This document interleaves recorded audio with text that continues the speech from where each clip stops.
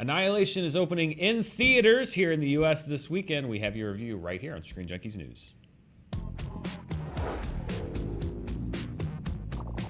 Hello, I'm Dan Murrell. I'm Roth Cornet, and I love the emphasis on in theaters. In theaters here in North America where you and should China see it. and nowhere else, which is a whole other thing, which we talked about at SJU earlier today. Yes, we did. And you know what? We encourage you to go check that out and see our thoughts on the release plan for this movie. But as far as the film itself goes, what were your initial thoughts?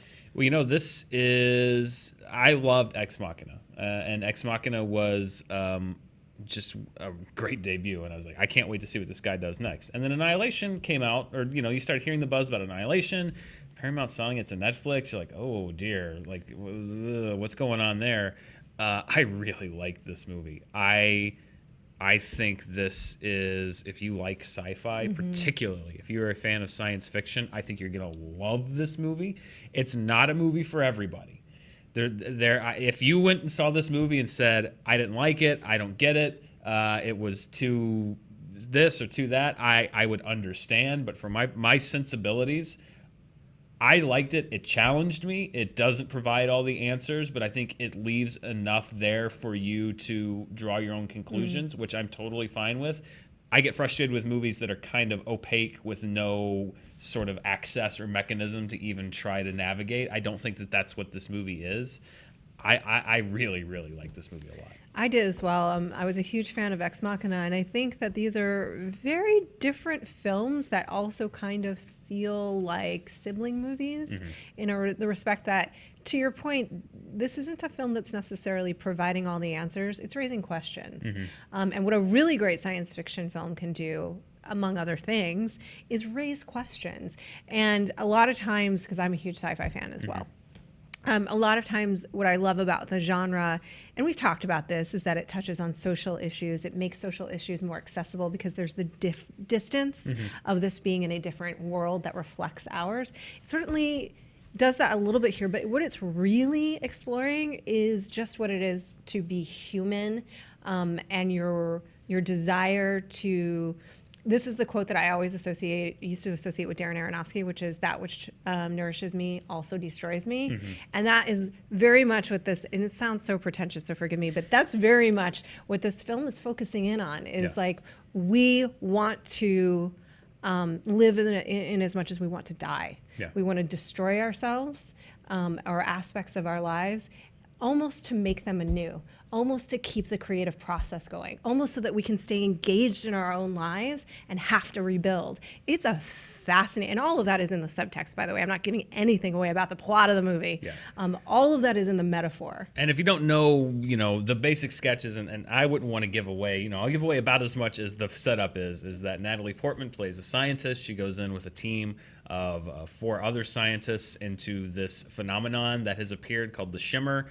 They send teams in, they don't come back, or they come back different. They're trying to figure out, what is this thing? Why is it here? What is its purpose? And the way that they paint that environment, because it's not an alien planet, it's still Earth, but this, they start out as subtle changes. I love how Alex Garland, and I suspect this is probably a visual effect, but the Shimmer kind of looks like a soap bubble, like a big soap bubble. And I love how he played with the light, which is that the sunlight coming through is like it's put through, it's multicolored. It's like it's put through that kind of sheen, that sort of bubble sheen, so that things look familiar, but also slightly off. And then the discoveries that they make, what this environment does to life, what this environment does to them.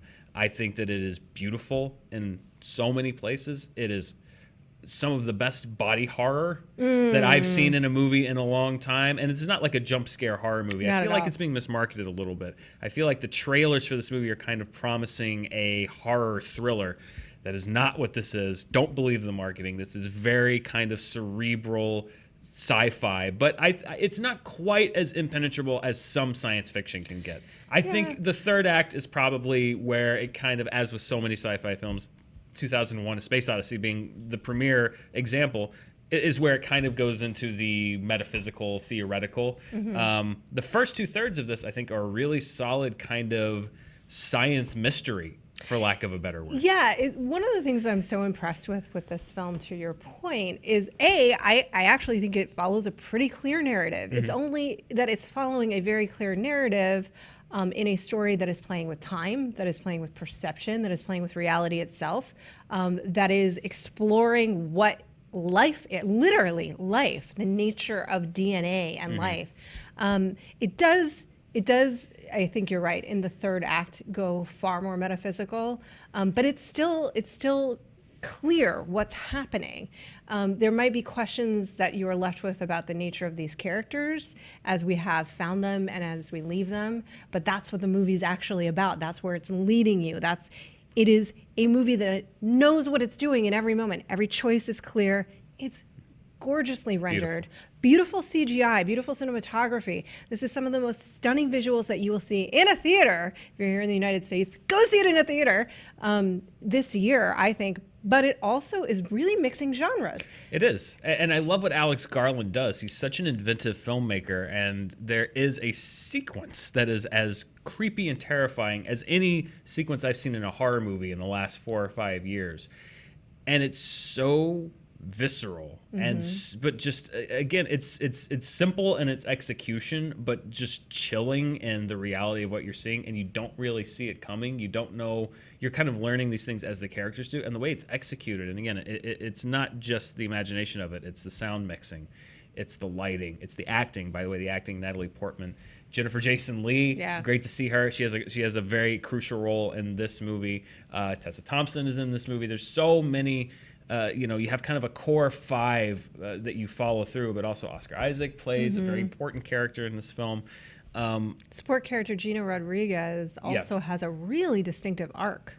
Yeah, she does. Yeah. And they kind of give these characters stuff to do. It's not just, your fodder for whatever strange beasts, come and take you one. But it's not like that. Each one of these is a realized, a fully drawn character. You get to know who they are. You get to know something about them. And then the way that Alex Garland I love his imagination. I really do. I love how he takes a familiar setup, which is a group of scientists encounter an unknown situation. I mean, that's Alien. That's the thing. That's the thing. It's this thing of just like we're in an atmosphere and there's something here and we don't know what, and we're trying to figure it out. Yes. And it hits, and this is what I was trying to refer to, is that it hits those markers. It's playing with the paranoia. It's playing with the distrust that would happen between the people in that situation. It's playing with the fear of the monster itself. It is horrific. It's scary in moments. But it's also, an unfolding mystery. It works that way, as if the way any kind of mystery movie would, where you are learning more with the character because you are in the perspective of the character. You don't know more, you don't know less.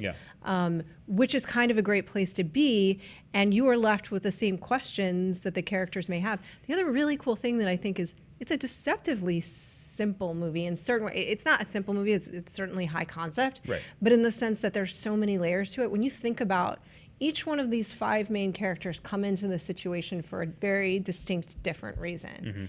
And the reason that they come into this situation plays out perfectly with how they exit it. Each thing that they're looking for in their life is answered in this realm. In a very unique way to each of them. It's smart. This is so smartly written.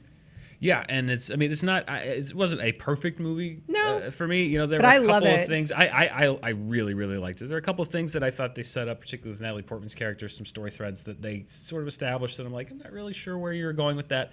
And again, the third act is something that is not going to be for everybody. But again, that's kind of typical of the genre, and I really wish that this was being sold more. Sci-fi is a tough sell, and I acknowledge that. But I do feel like if you go into the expectation of like this is going to be a monster in the woods type movie, which is sort of what they're selling it as, it's not quite that. There's a little of that, but that's not what the movie is. But the visuals alone.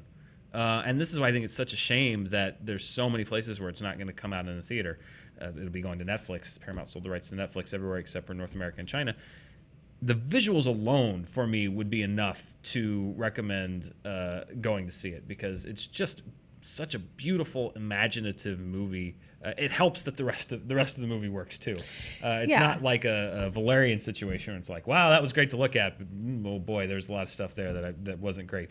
I think it's a challenging movie, but it's a movie that challenged me in the right ways, and I would 100% recommend it for science fiction fans. And even if you're just curious about it, I think it's worth taking a flyer on it because you might be very pleasantly surprised. Yeah, I would say that I think I said this to you earlier, my one sort of complaint in leaving the movie was I actually felt that certain aspects of it, particularly a sequence towards the end featuring Jennifer Jason Leigh's character, there's a moment in that I felt was a little too on the nose.